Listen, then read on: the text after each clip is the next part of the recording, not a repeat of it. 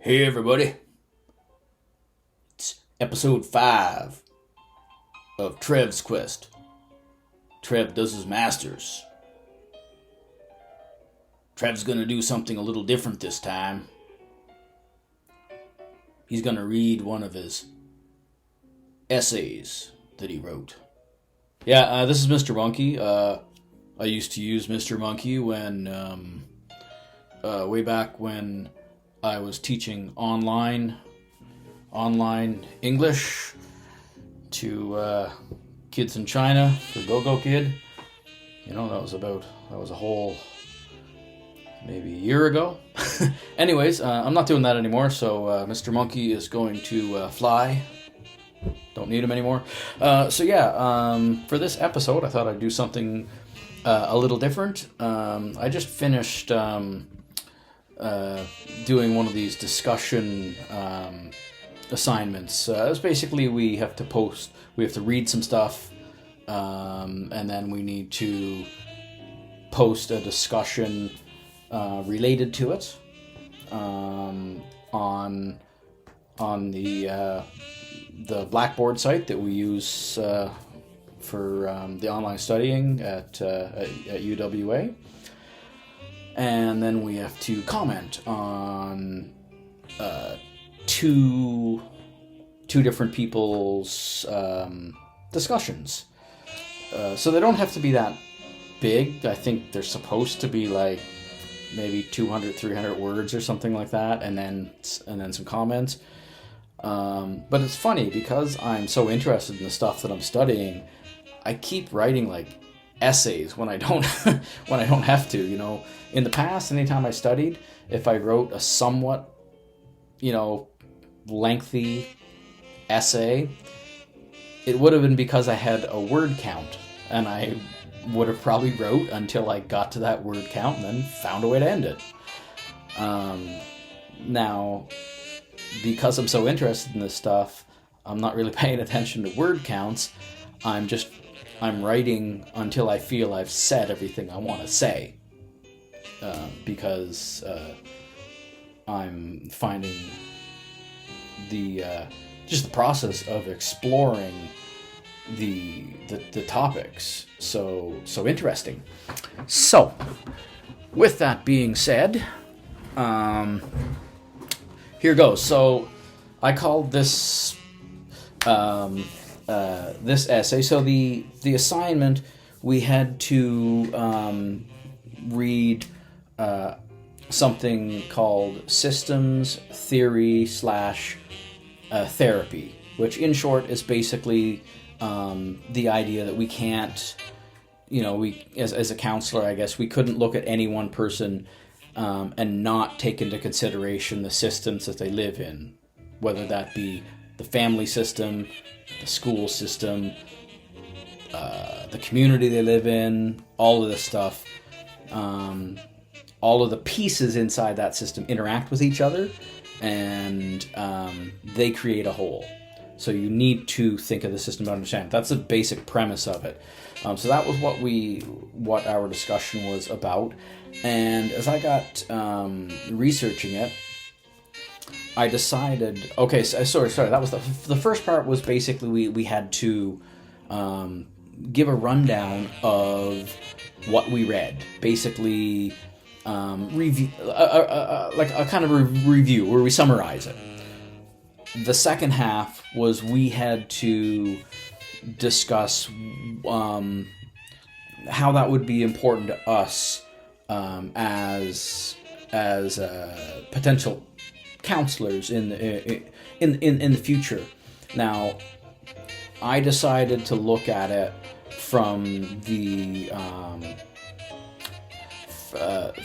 through one scenario where I'm a counselor and a student comes in to see me, and I suspect that maybe this student has been a victim of sexual abuse or is perhaps in danger, and how I would need to consider many different factors in terms of like the student's family, the school, the the city in understanding, like understanding what the student is dealing with, how to help this student, that kind of thing. So here it goes. So the formal title is Systems Theory and Counseling Review, Considerations for Counseling, an Example Scenario, Considering Potential Cases of Child Sexual Abuse. That's a really long title. So here goes. So my first part, System Theory Therapy Review. Now, I don't know. I'm going to try to do my nice narration voice here.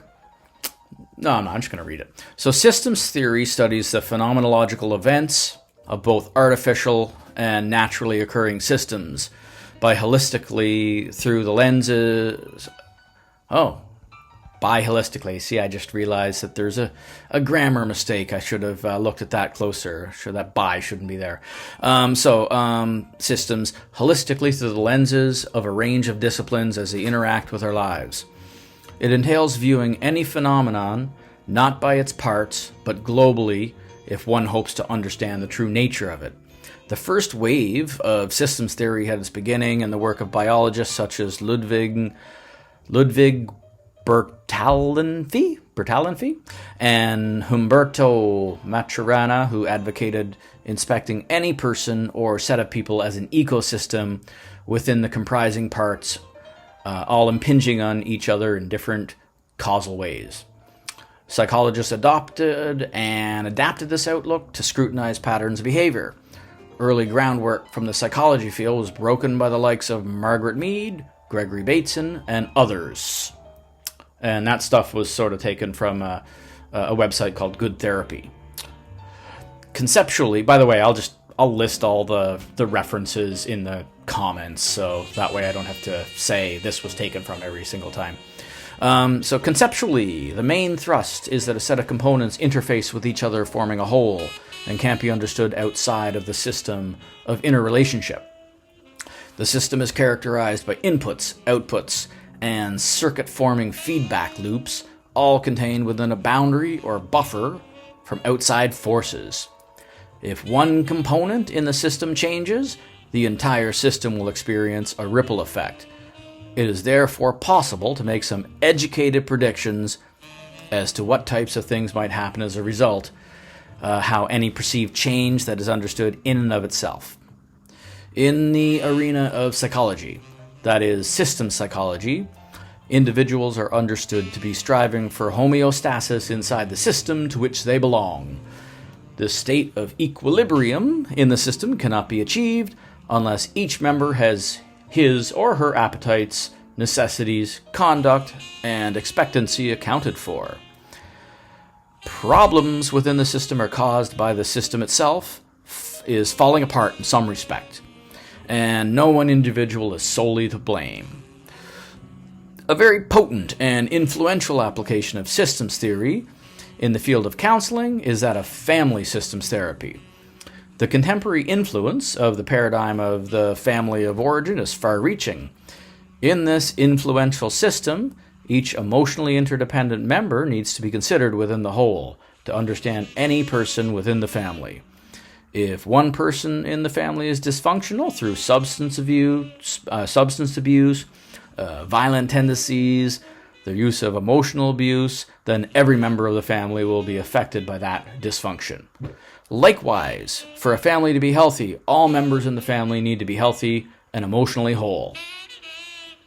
If a family is not functioning properly, with a decent modicum of respect, understanding, love, and empathy, the only way to remedy such a situation is for each member to perceive and understand the behaviors affecting the family units. This comprehension of the behaviors is necessary to enact new and more positive behaviors. Helping to facilitate this understanding and willingness to change is the family counselor's task. As more behaviors are seen for what they are, and more willingness and action from all family members occurs, the family becomes healthier. Due to the measured effectiveness and success of family therapy, experts in mental health have used the same systems and theories related to systems to understand and serve other groups of people. This more recent approach, developed by standing upon the shoulders of family systems therapy creators and practitioners, is known as systemic psychotherapy and has become widespread. It can be successfully used to understand how each individual affects the whole system in such diverse areas as corporations, various sized businesses, organizations, towns, villages, and cities. Systemic psychotherapy has been shown to be a productive medium for dealing with issues ranging from anxiety, depression, chemical dependency, eating disorders, relationship distress, and problems due to toxic beliefs about body image. Regardless of what group it is used to treat, the group itself plays an integral part in healing itself. Although it has been hailed by many, there are some who find fault with systems therapy on the basis that the importance of the understanding the history of a single member within mental health challenges. Alright, so that was the part of the assignment where I had to basically give a review summary of the article that I wrote. The article, by the way, was called, very short article. It was called Systems Theory /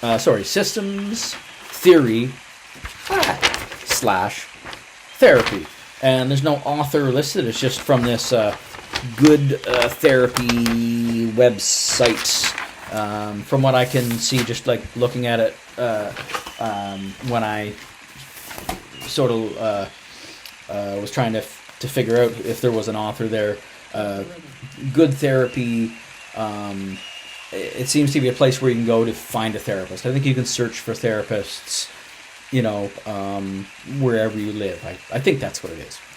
Okay, so now this is part 2, which was, for me, the more interesting part, because this is where I'm exploring my own thoughts and linking it to other things. All right, like in this case, I sort of focused a lot on how viewing sexual abuse would need to be viewed from a systems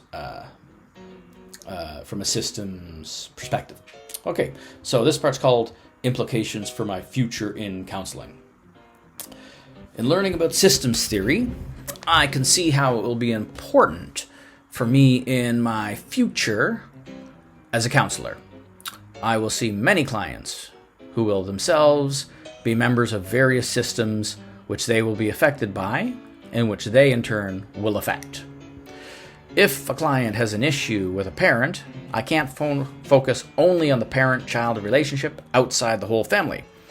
If a student has an issue with a bully or is bullying another student, I will not be able to focus only on the bully-victim relationship without taking into consideration the larger systems they are part of. They will belong to family systems, school systems, community systems, perhaps social services systems.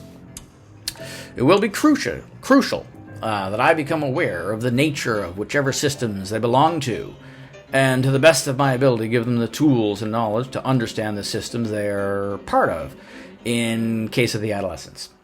If dealing with younger children, I'd at least try to steer them towards behaviors that will impact them and their systems in positive ways, hoping that their positive changes will in turn perhaps encourage others in their systems to engage in more positive behaviors and actions themselves in response. The best case scenario is if I can work with others involved in their system directly as well, though there may be occasions where other members are resistant to participation. That, in and of itself, will possibly be a clue revealing the nature of the system the student could be embedded in, which is academic-y speak for saying it'll give me a clue to what kind of family environment young boy or girl would be in. Okay, in addition to the multitude of systems that my clients will belong to, I will have to acknowledge that I, by becoming involved in counseling students, am also interjecting myself into their system or systems. I must consider the various ways my approaches will impact their system and how that system may impact myself. I'll need to make sure that I'm always avoiding personal agendas that would benefit myself but not the student or client.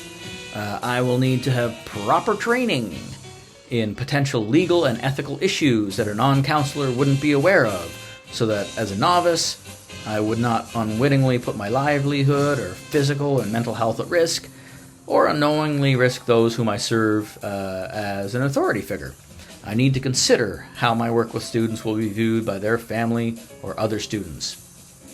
In considering the elephant metaphor from the B environmental communication video, a systems story, systems thinking, in parentheses, I, as a counselor, will need to take care that I do not play the part of the blind man grabbing only the trunk and taking it to be a snake, or mistaking the legs as pillars.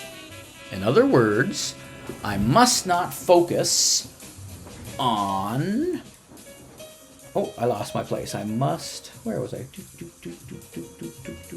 Okay, in other words, I must not focus on one part of the system, such as a student I'm working with, and not realize that I am attempting to understand a student not in a vacuum, but inside... but a student inside a system, or indeed several systems. I will need to identify which system or systems to focus on based on the challenges the student is facing. It will be useful to look at a few scenarios that a school counselor might typically encounter in dealing with a troubled student, and which system or systems are most relevant in relation to the issues the student is facing. Next heading, systems theory applied to systems theory applied to child sexual abuse.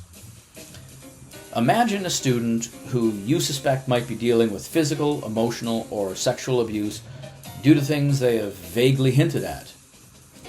It would be paramount to attempt to explore such a possibility first to find out if there is evidence that such abuse has happened, is happening, and if so, where the abuse has come from. Children, with their self-oriented thinking, are not able to hypothetically project into the motivations of others and are thus much more likely to blame themselves. Furthermore, Tutty notes that young children may find it difficult remembering themes like culpability and resistance. These types of issues may make it less likely for the child to report an abuse. Because children will likely not understand what is happening to them, or what dangers they may be facing regarding grooming behavior and unacceptable actions, others who can think abstractly must hold responsibility for safeguarding children.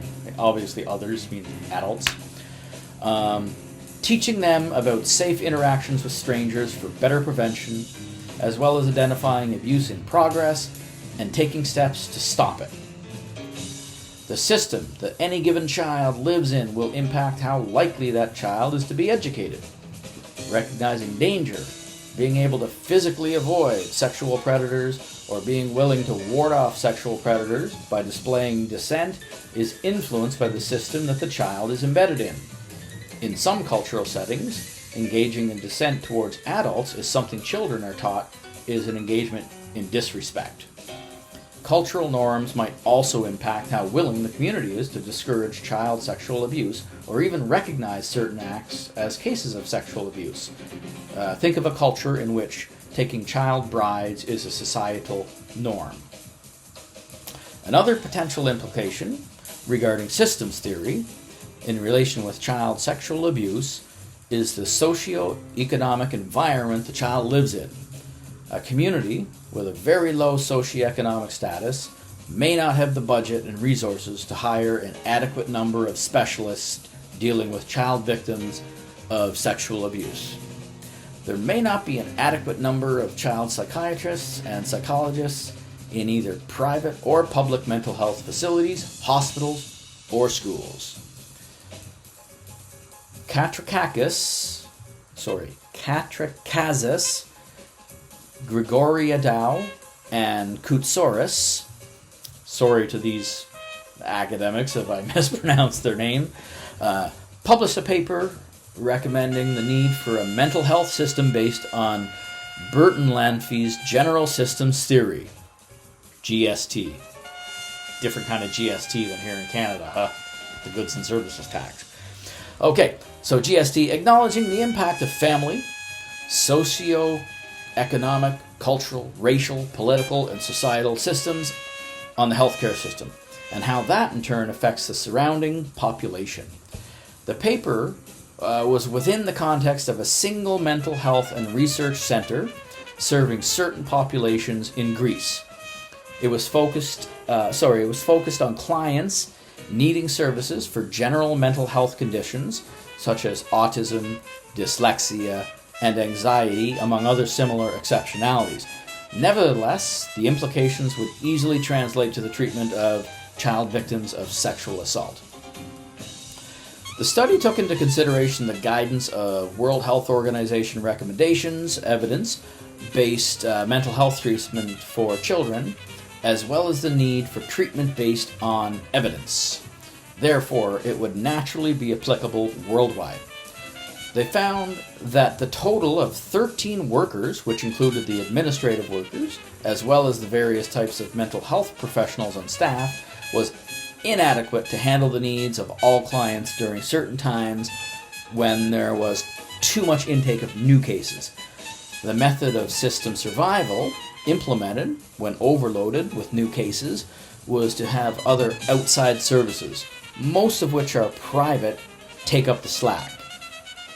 The problem, from the systems theory perspective, was that the organization the study focused on, the Hellenic Center of Mental Health and Research Center, that's a place in Greece, I guess, had a mandate of predominantly providing treatment for people on the lower end of the socioeconomic totem pole. These people would not likely be able to afford private services and therefore would end up getting no treatment. Since the center was not yet applying a systems theory-based outlook, this would more than likely be overlooked. In addition, other socio-cultural and medical factors regarding how some different segments of the population were being treated, such as the Japanese and South Africans were being served, were overlooked. Single parents. So this is some of my stuff my thoughts that I don't have. This next paragraph that I don't have any citation. I won't have any citations for it because it's actually just my own ideas after reading this. So single parents trying to provide for their children may be working several jobs, giving them less time to focus on educating their children about stranger danger. These children may be more likely to living as latchkey kids if their parent is unable to afford childcare services. Babysitters could be potential victimizers. Regions where local school boards do not provide transportation in the form of buses for students might leave some kids vulnerable while traveling on public transport, as parents might not be able to handle the logistics of getting to work themselves and accompanying their children to school. Living in slums, potentially among a criminal element and other adults with untreated mental conditions and overworked police, might also create more likely situations for children to fall victim to sexual abuse crimes. That is not to say that sex abusers do not exist within communities higher on the social ladder, but that in poor communities there are less resources to keep tabs on them. If it became evident that there was indeed abuse that came from outside the family, it would likely be necessary for the student to have the support and understanding of the family. That system would be crucial in helping the child as his or her primary support system. The family would need the support of the rest of the community for therapy, enforcement of the law, understanding from teachers and members of the extended family. It would not be something to report to family without careful consideration of how to do it in such a way that the family is best prepared to receive such devastating news. What if that other offender were a staff member at the school where I was employed? This would cause much chaos and pain in multiple systems. It would devastate the family. The community would likely lose trust in the school as being able to provide a haven of safety for their children. It would be an extremely damaging impact on the school system itself. The school's reputation would suffer, and individual staff members would potentially blame themselves or other staff members for not noticing the abuse. Hiring managers would be blamed for failing to adequately pick up on the offender's propensity for harming children. Whatever agency carried out background checks would also bear some responsibility. Conversely, if abuse were to come from inside the family, either nuclear or extended, the implications of that system would be totally different. The child might be afraid to have the family approached, and in such an unhealthy system, you would have to expect that not all family members would necessarily react in a positive way, at least at first. A particularly pernicious phenomenon McLaren illustrates is how mothers often receive much of the fault for the sexual abuse of children, even though most offenses are statistically committed by men. Due to this stigma and casting of blame, mothers might be less willing to report a sexually abusive father.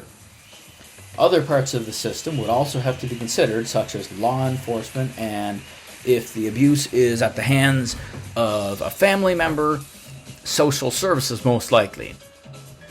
If the child needs to be removed from the family, the impact of being thrown into a foster family and the involvement of social services must be thought of. If the child was put in a foster family, their well-being and ability to adjust to life in a completely new system would need to be continually monitored. I often have heard stories of abused children being placed in foster families or group homes and becoming victims once again, either of physical, emotional, or sexual abuse in the new home.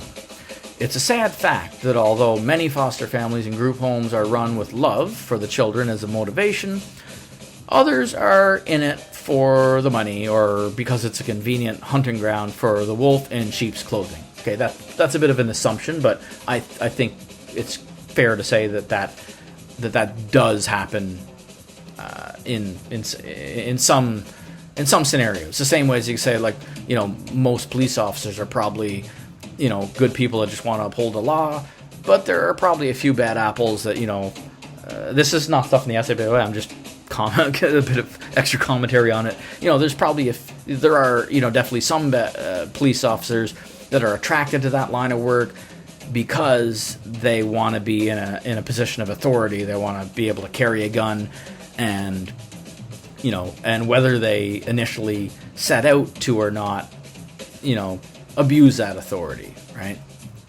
So, anyways, back to the essay.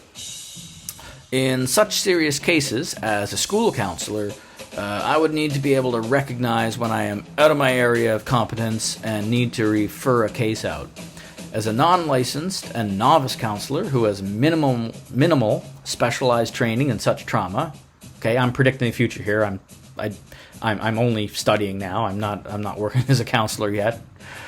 Just don't get any ideas that I'm actually out there trying to practice or anything.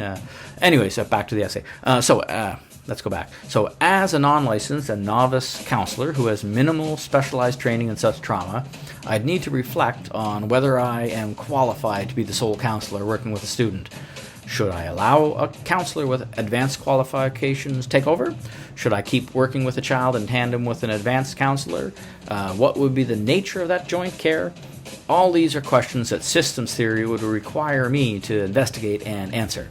Although I explored the impact of systems theory and therapy mainly regarding one potential scenario, a student who I suspect might be a victim of sexual abuse or in potential danger of sexual abuse, I believe it's quite obvious that similar relationships within any given child system would apply to other scenarios, to any other scenario that would present itself in my work as a school counselor. All right, so that's the essay.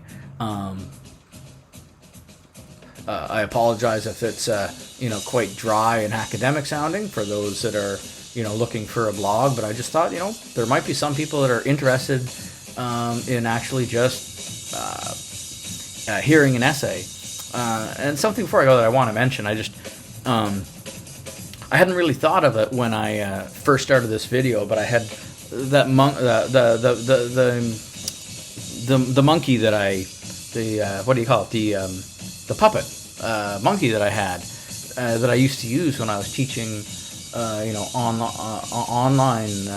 English for Go-Go Kid, was just sitting there, and I don't know, I didn't really think of it all. I just held it up because I was thinking in my mind how I used to do that when I was doing that work as a prop, and upon reflection, I hope nobody thinks that I intentionally did that to in any way minimize the seriousness or importance of the topic that I dealt with. I just kind of happened to not think it. So, but as I was reading through, then I started thinking, oh yeah, somebody might take that the wrong way. So I just wanted to clarify that I wasn't doing it to joke about a very serious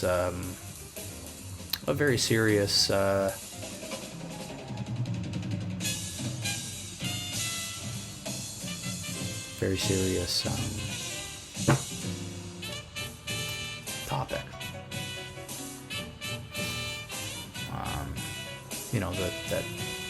That's gonna something that should never happen, but unfortunately does, and I know that it does, for reasons that I don't necessarily need to get into and share or elaborate on from personally. But yeah, I acknowledge that it's a very serious topic. But kind of the reason I chose this topic as I was writing, as I was reflecting on, when I do eventually become, a school counselor, if I'm working long enough, I'm pretty sure that, I'm going to have to deal with that case. I'm going to have to, sadly deal with, a young person who has had the unspeakable happen. And I think the best way that I can prepare for that, to the best of my ability, is to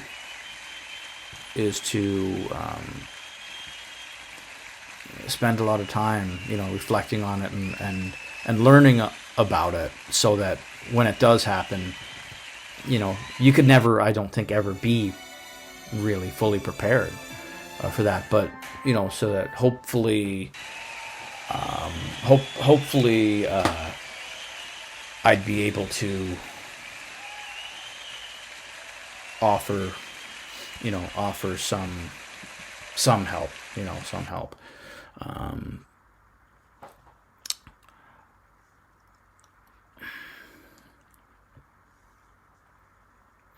because pretty sure it's gonna it's going to come up. I can tell a story, something that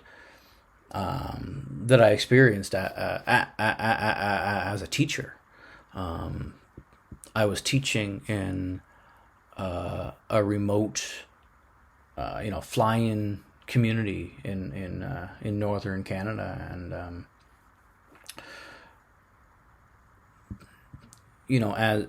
as a teacher, I was given files on the students, to have information, and I saw things in those files that were pretty heavy. It was pretty heavy stuff for a teacher to need to to contemplate that, this student that you're trying to teach, to know what, to know what's on their shoulders. If it's heavy for my shoulders, what I'm going through is nothing compared to what that young student went through. And I can't give any other details really other than that, or whatever, out of confidentiality and stuff like that. But all I can say is, stuff like that happens. It's sad, and stuff like that happens. Anyways, I hope that if you stayed with this for the full 35 minutes now, that you got something out of it, whether it's something to think about, reflect upon, or whatnot. If you want to subscribe and or comment on this with your own thoughts and